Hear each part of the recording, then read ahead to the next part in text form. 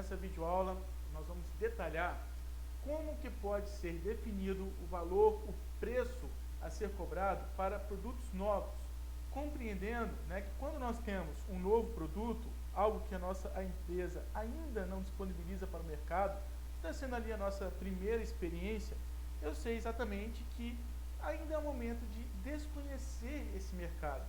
Então, a gente não sabe exatamente com que base que nós vamos definir o preço do nosso produto. A gente sabe que aquela noção básica de ponto de equilíbrio, de break-even, vai me possibilitar unicamente cobrir as minhas despesas. Mas a gente sabe que uma empresa não vai conseguir se manter funcionando, existente ali no mercado, apenas trocando ovos, né? Apenas trocando pirulas.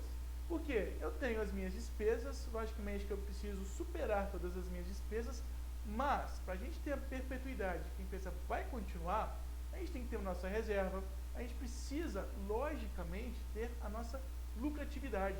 Então, eu preciso saber exatamente como que eu vou definir um preço que me garanta essa lucratividade e, logicamente, também a devida participação no mercado. Como que eu vou garantir que meus produtos continuem sendo ofertados ali para um determinado público para perpetuar o funcionamento, a existência aí dessa organização nesse mercado. Então, a gente vê de maneira bem objetiva, né, nós temos duas estratégias de precificação mais diretas, pensando exclusivamente, né, no valor monetário mesmo que pode ser cobrado do preço, que são as estratégias de preço skimming ou do preço de penetração. São as duas estratégias principais, né, mais comuns aí e mais fáceis também de serem compreendidas para começar a oferta, para lançar um novo produto nesse mercado. Então, são as duas ideias mais básicas, né, mais simples também de serem entendidas. Perceba, já vou antecipando. Para você definir, né, pelo preço skimming ou o preço de penetração, você precisa pensar exatamente qual é o perfil do público consumidor desejado por aquela organização. Se eu estou lançando um produto para um público de alto poder aquisitivo, é determinante que eu vou começar então aí com o preço skimming. Skimming, pele, né, de desnatamento. Se a gente traduzir para o português, fica estratégia de preço de desnatar. O que isso significa? Eu começo a minha oferta para a nata da sociedade, quem tem um alto poder aquisitivo, somente depois que os meus funcionários já vão desenvolvendo intimidade ali com os processos, que eles começam a conhecer e saber exatamente como gerar aquele produto ou prestar aquele serviço, eu vou reduzindo então os meus custos, né? Não preciso mais treinar tantos funcionários, eu não preciso mais ficar negociando com fornecedores de matéria-prima, porque a gente vai desenvolvendo ali a experiência e essa experiência me permite, né, ir reduzindo também as minhas despesas, os meus custos. É o que nós chamamos aí da curva da experiência. Em paralelo, né, a essa redução de custos, devido a essa curva da experiência, os meus funcionários, a nossa organização, ela fica mais familiarizada, melhor qualificada para prestar aquele serviço ou gerar aquele produto, a gente também vai aos poucos, e com o passar do tempo, diminuindo o nosso preço. Porque quem era público classe A já adquiriu. Então, para a gente continuar oferecendo os nossos produtos, a gente vai diminuir então os nossos preços para atender a outras classes sociais, a outras categorias.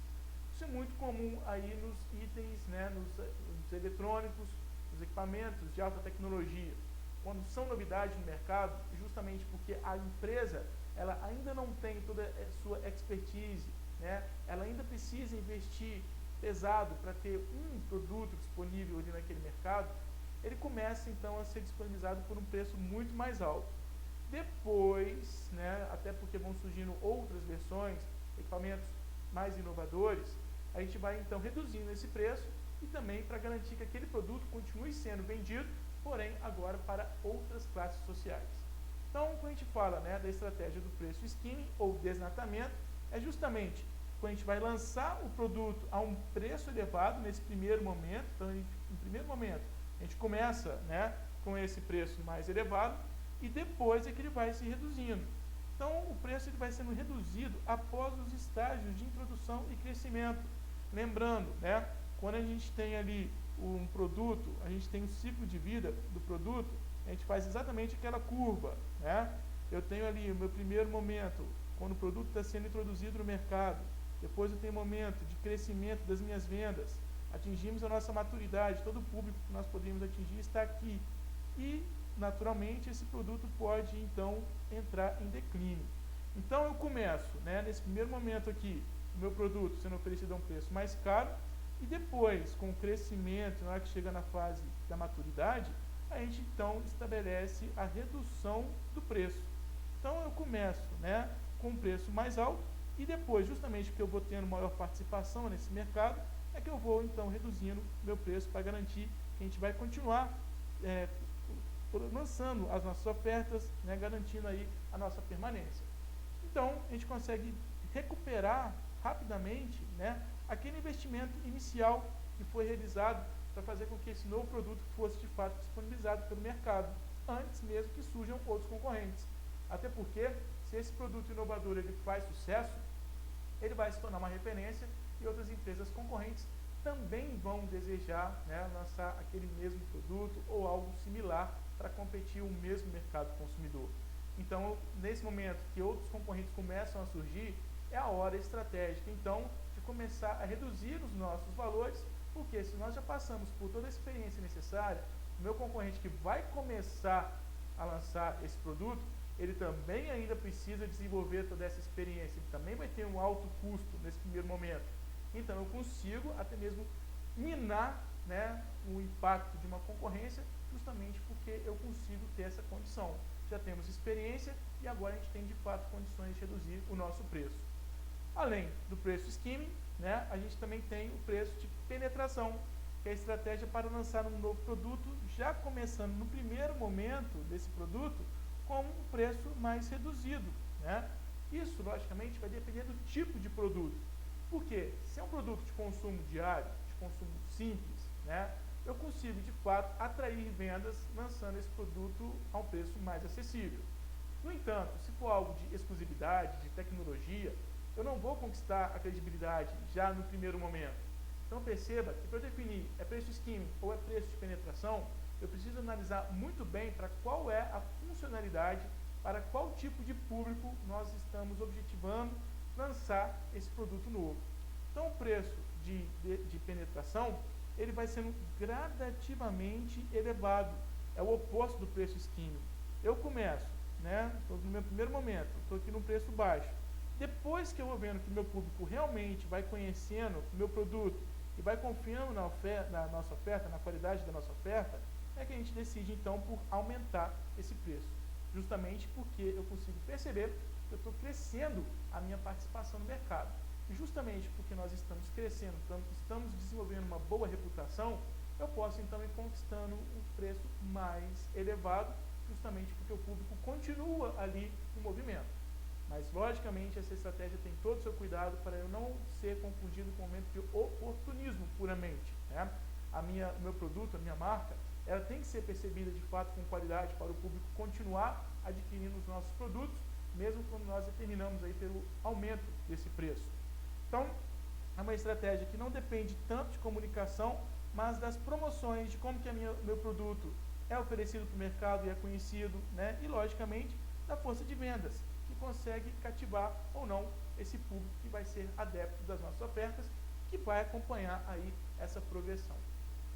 Nós temos essas duas estratégias, skimming e penetração, como as estratégias mais básicas. Mas existem outras habilidades também que possibilitam ter esse direcionamento de como que eu vou definir o meu preço, né? Mas ainda sobre a estratégia do preço de penetração, a gente observa que os resultados são obtidos de forma mais rápida, porque eu estou acompanhando, né, a percepção do mercado.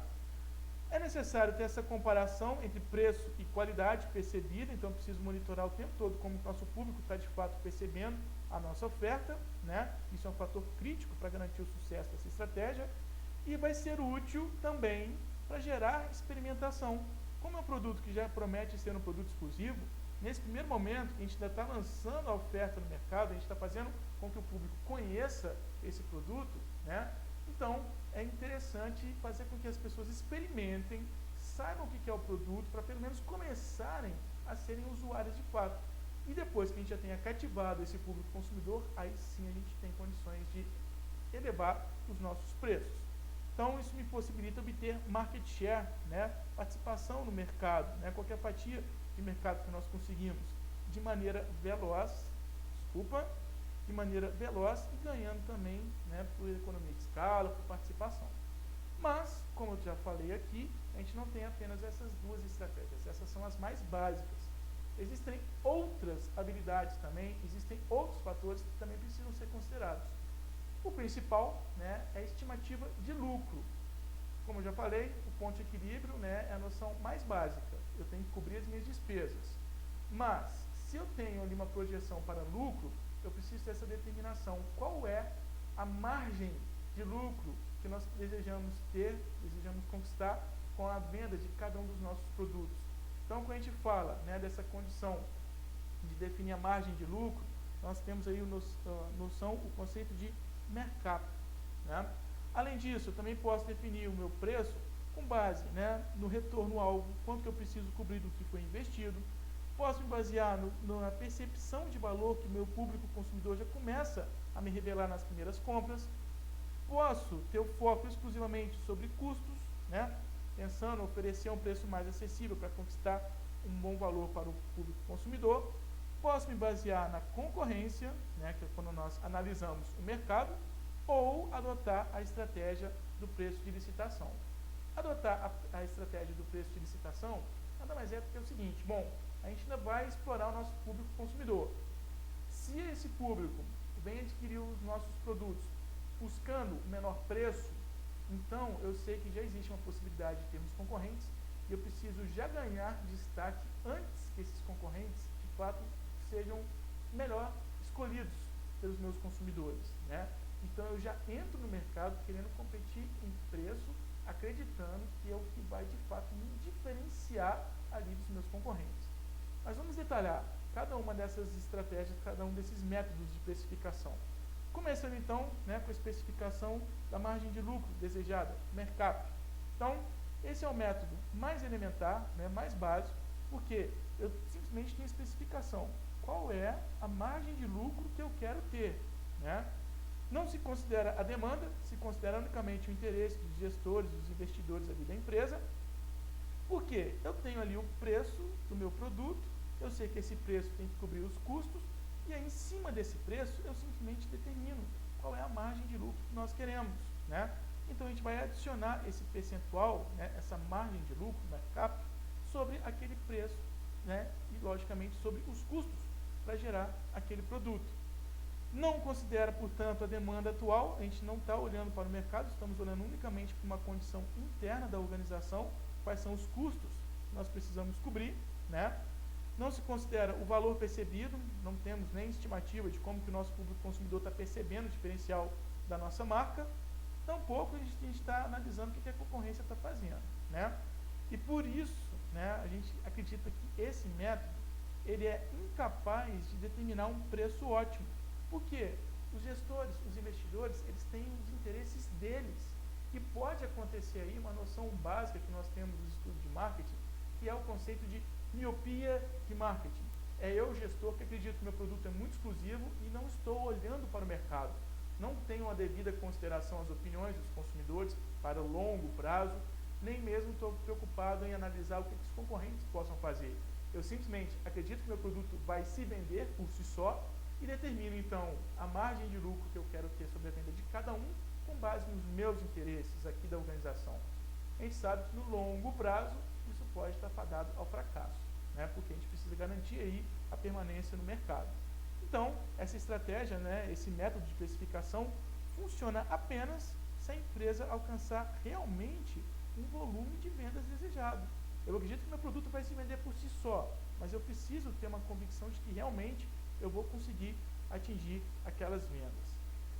E para detalhar como que a gente pode especificar essa margem de lucro, né, como que eu posso definir o preço com base no seu mercado, imagine aqui essa situação. Um fabricante de grampeadores vende seus produtos a um determinado mercado sob as seguintes condições: por custos fixos, aquilo que eu sei que eu preciso arcar durante todo o funcionamento e permanência da minha empresa. Ele tem aí R$300 mil. O custo variável unitário, né, para gerar um item, a gente tem um custo variável de R$10. Só que isso varia, não é constante. Então, eu já tenho aqui esse valor como um valor à parte. Isso aqui pode ser modificado, eu não posso me basear unicamente, né, nessa condição. Temos aí uma estimativa de vendas, né, venda esperada de 50.000 unidades. E se eu conseguir, de fato, vender 50.000 unidades, então nós definimos que a margem de lucro esperada é de 20% sobre os nossos custos, né? Trazendo aí para um valor real, natural, eu fico então com 0,20. Como que a gente vai calcular isso? Primeiro, eu preciso especificar quanto custa a geração de um produto. Então, eu preciso determinar custo unitário para o fabricante. Para eu ter esse valor, eu uso a seguinte fórmula. Bom, o custo variável, ele vai se modificar. Então, eu sei que ele não se mantém constante, eu não posso me basear nele. Mas o custo fixo, como eu sei que todos os meses, todos os períodos eu vou ter que considerar, eu vou então utilizar esse valor, né, dos custos fixos sobre o valor do custo para gerar uma unidade. Então, eu uso exatamente essa fórmula. O custo unitário para o fabricante vai ser igual ao custo variável mais a razão que eu tenho, né, dos meus custos fixos em razão, né, da quantidade de vendas que eu pretendo atingir, né, que eu tenho por estimativa, que eu tenho como meta. Por quê? Se eu vou definir esse critério, eu preciso ter uma meta de vendas que vai se manter constante, né? Por isso, os custos fixos estão em razão daquela meta que eu sei que eu vou precisar estabelecer a cada período. E o custo variável vai ser, então, somado a essa razão. Então, eu tenho o custo variável de 10, que vai se somar com a razão, né? Os meus custos fixos somam 300.000 e eu tenho uma determinada meta aí de vender 50.000 unidades. Fazendo esse cálculo, então, eu encontro o custo unitário para fabricar uma unidade vai ser de R$16. Ok. Achei, então, quanto me custa produzir uma unidade. Eu vou definir, então, o meu mercado. Bom, a gente tem a margem de lucro definida nos 20%, 0,20. Né? Então, eu vou justamente tirar essa razão. Meu custo unitário, né, quanto me custa gerar uma unidade, em razão, né, da margem que eu tenho ali sobre o meu mercado que foi determinado. Então, eu tenho aqui 16, que já foi o valor que eu calculei, né, com a razão aí da minha taxa de retorno, que vai ser 1 menos 0,20. Então, eu consigo determinar que o preço que eu preciso vender, né, se eu quero ter essa margem de lucro, vai ser de R$20. Mas perceba, né, eu tenho meu custo para gerar o meu produto, que foi de R$16, né, então eu tenho esse custo para gerar, para poder vender a esse valor. Então, já tenho uma estimativa aí de que para cada item que eu conseguir vender, o que eu tenho de fato de lucro, né, vai ser de R$4. Mas aqui eu defini qual que vai ser o preço a ser comercializado. Então, perceba, né, se eu quero definir uma margem de lucro que seja constante, eu preciso obrigatoriamente determinar a meta de vendas que também deverá ser constante. E como eu preciso cobrir os meus custos, então eu vou utilizar todos esses dados de custos fixos, variáveis, para gerar uma unidade, para ter condição então de determinar a qual preço eu devo cobrar para oferecer uma unidade daquilo que nós estamos lançando para o mercado. Além desse método de precificação, a gente também tem aí a estimativa de retorno, né? O ROI, Return on Investment. Então, se eu precisei investir para minha empresa poder de fato disponibilizar o produto ali para aquele mercado, né? Seja produto, seja um serviço, mas eu precisei fazer todo o investimento para ter essa oferta disponível para o meu público consumidor, vai ser exatamente com base nesse total que for necessário investir, que eu vou então me basear para definir quanto que eu preciso vender, qual preço que eu devo vender para conseguir de fato ter aí o meu retorno, a minha rentabilidade. Tudo que foi investido eu preciso recuperar. Então é exatamente esse raciocínio ao adotar esse método de precificação. Então, eu vou estabelecer o preço com base, né, no meu retorno esperado, né, justamente porque eu preciso somar todos os custos que eu tive todo o investimento, e aí eu tenho condição então de ter essa especificação. Qual é o retorno que eu desejo conquistar sobre o meu investimento feito, né? Então a empresa vai definir o preço, né, com base no que seja necessário para render a sua taxa de retorno sobre o investimento. Um exemplo aqui, a Ford poderia definir o preço de um dos seus modelos esportivos por meio de um retorno sobre o investimento de 15% em certas circunstâncias de mercado. Eu preciso analisar se o mercado realmente me possibilita conquistar esse retorno, né? Como um exemplo, nós temos aqui a mesma fabricante do exemplo anterior, a fabricante de grampeadores, que vende seus produtos para um determinado mercado sob as seguintes condições. Para ela funcionar, para ela poder disponibilizar grampeadores para o seu mercado consumidor, foi investido R$1 milhão. A taxa de retorno definida está em 20%, ou seja, 20% sobre 1 milhão vai ser exatamente, né, ali os meus 200 mil. Pronto, especifiquei qual é a taxa de retorno que eu desejo. Meu custo variável unitário para gerar uma unidade é de R$10, meus custos fixos de 300 mil, e eu continuo com a meta lá de vender 50 mil unidades por período. Como que eu vou calcular? De novo, eu preciso ter a determinação do meu custo unitário do fabricante. Quanto me custa gerar uma unidade?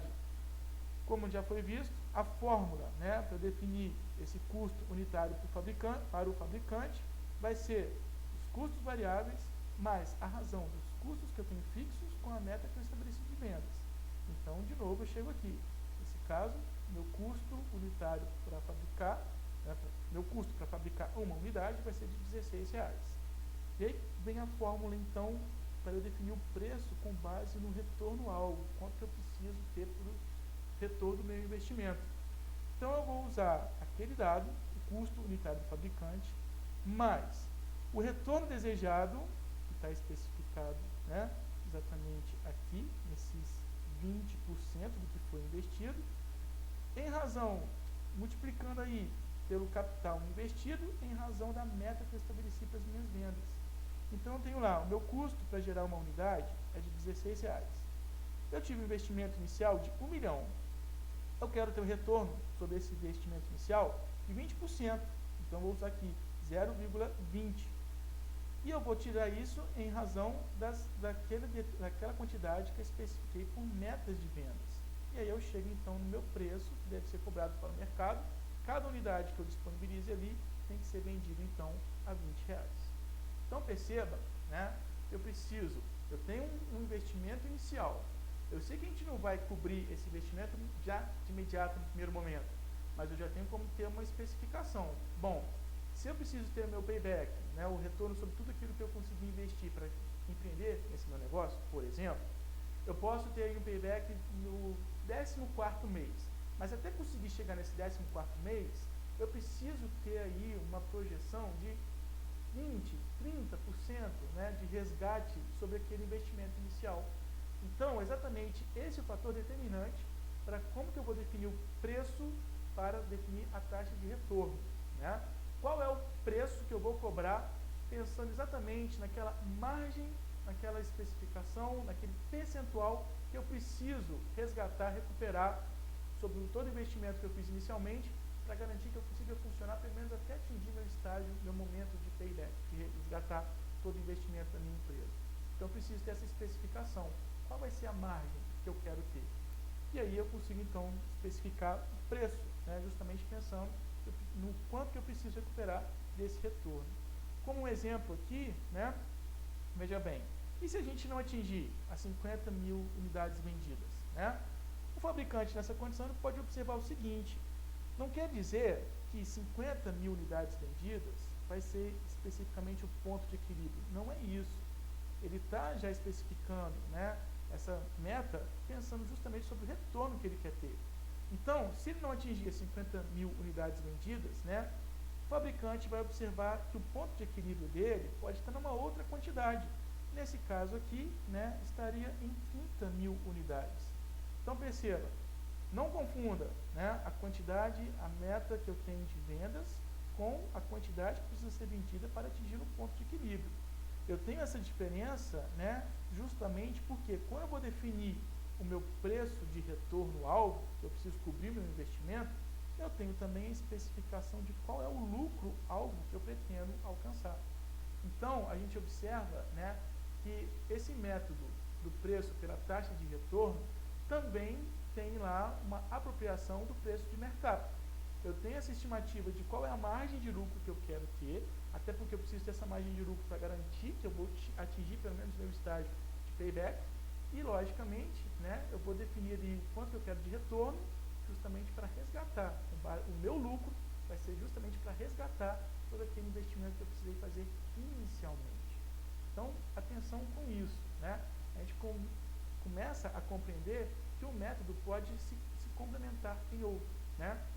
Eu posso unicamente definir a margem de lucro, mas eu também posso combinar a margem de lucro que eu estou desejando, qual é o lucro ideal para a minha empresa, para também cobrir tudo que for necessário para investir para essa empresa finalmente funcionar.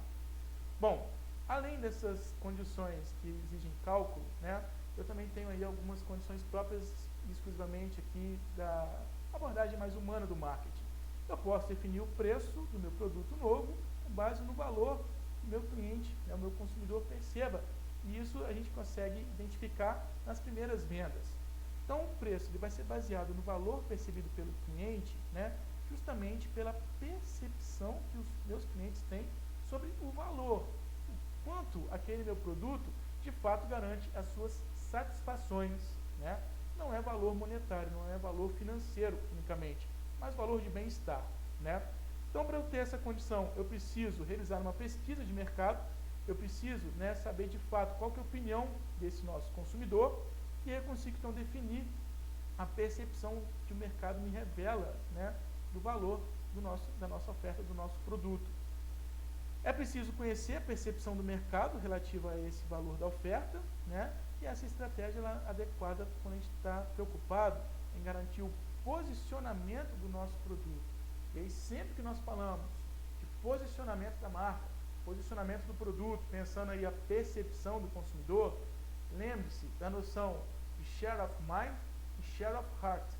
Eu tanto posso ser uma marca que é muito bem identificada pelo nosso público, tenho share of mind, como eu posso ser a marca que sempre é a preferida de um determinado público, share of heart, né?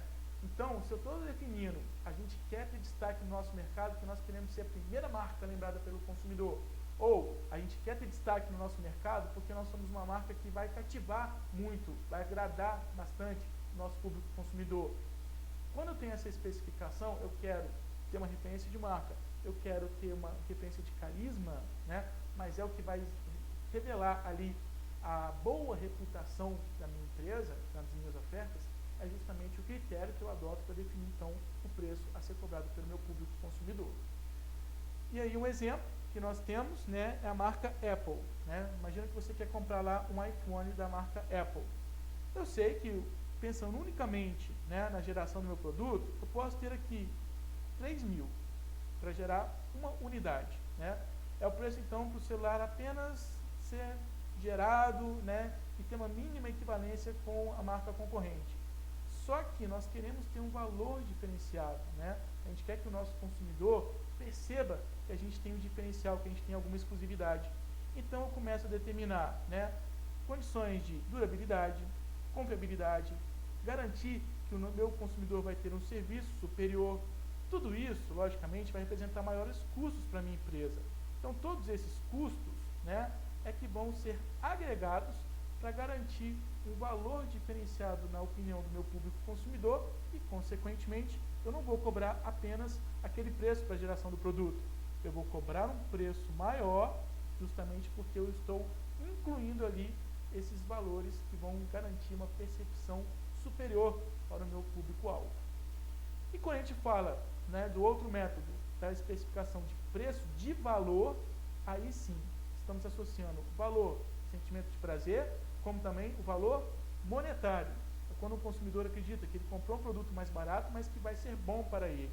Então a gente cobra, quando a gente adota esse método, nós vamos cobrar um preço relativamente baixo, mas a oferta ela tem que ser de alta qualidade. Eu preciso conjugar, né, a sensação de bem-estar do meu consumidor com a condição de oferecer um produto a um preço mais baixo, mais acessível. Então o preço é que vai atrair, né, o meu consumidor. ele vai perceber que ele vai adquirir um produto barato com qualidade. Por isso, eu tenho que conjugar, né, o preço baixo com a oferta de alto valor. E usar esse método, né, essa técnica de precificação, ela não se deve somente basear na redução de preços, mas eu preciso definir todas as minhas operações para diminuir custos e não ter prejuízo, logicamente, e elevar o valor. Então, eu preciso conjugar sentimento de prazer com a condição de oferecer um preço mais baixo. Não posso ter prejuízo na minha empresa, mas eu preciso garantir que o meu consumidor realmente vai se sentir diferenciado, né, prestigiado ao adquirir o produto da nossa oferta. Então, aqui um exemplo, né, algumas redes varejistas fazem uso aí da tática conhecida como preços baixos todos os dias, né? A gente tem aí a origem das práticas norte-americanas, everyday low pricing. Então, quando a gente mantém um preço constantemente reduzido, os consumidores eles são atraídos porque a oferta está a um preço mais baixo, né? Mas não estão considerando aí a qualidade daquilo que venham a adquirir.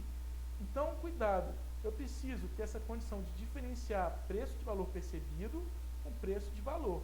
Quando eu falo preço de valor percebido, é justamente porque nós estamos oferecendo diferenciais no nosso produto para garantir que o consumidor se sinta mais satisfeito. Quando eu estou utilizando apenas o método do preço de valor, sem pensar na percepção de qualidade, mas unicamente de valor, é porque eu estou conjugando oferecer um preço mais baixo para atrair o consumidor e ele se sentir prestigiado porque ele adquiriu um produto de qualidade a um preço mais acessível. E a outra técnica, o outro método que nós temos é o preço de mercado. Muito simples, se eu vou definir meu preço com base nas análises que eu faço no mercado, é justamente porque eu estou me baseando nos preços que são praticados pelos meus concorrentes, né? Nesse caso aqui, a gente nem tem tanta consideração aos custos ou à demanda. Eu quero simplesmente driblar a minha concorrência, né? Isso é muito mais comum em mercados oligopolistas, né, como o exemplo das empresas de aço, fertilizantes, commodities em geral, em que as empresas menores elas tendem a seguir a líder de mercado. Então, quando eu vou utilizar o preço, né, com base aí na concorrência, isso quer dizer justamente, bom, eu sei quem é o meu concorrente de peso, eu tenho ele como referência, o preço que ele pratica é justamente o preço que nós vamos tentar aplicar também nas nossas ofertas. Ou então, se eu estou acompanhando constantemente como que ele tem as suas alterações de preço, estou fazendo esse acompanhamento rigoroso, eu também vou saber quais as melhores habilidades, quais os melhores momentos para definir alterações dos meus preços. E por último, né, a gente tem aqui o método do preço de licitação. É quando eu estou me baseando unicamente na expectativa dos preços que os meus concorrentes apresentem. Eu vou competir com eles ali numa licitação, né? A gente sabe que oferecer um preço mais acessível é uma condição para ganhar a licitação. Então, eu não estou pensando unicamente, né, no produto que eu estou oferecendo, nas preferências do meu público consumidor, eu estou pensando unicamente nas minhas habilidades estratégicas para tentar driblar a condição revelada ali pelo meu concorrente. Se eu vou competir com o meu concorrente, então já começo a fazer estimativas de quais poderão ser os preços que eles venham a cobrar e eu vou já entrar naquele momento no mercado oferecendo um preço mais baixo, justamente porque eu quero ter mais destaque do que os meus próprios concorrentes. Então, esse método, né, a gente vem determinar exatamente o seguinte: o preço ele precisa ser suficientemente baixo para vencer a disputa, né, o que nós compreendemos aí como licitação, mas suficiente também para cobrir os custos incorridos.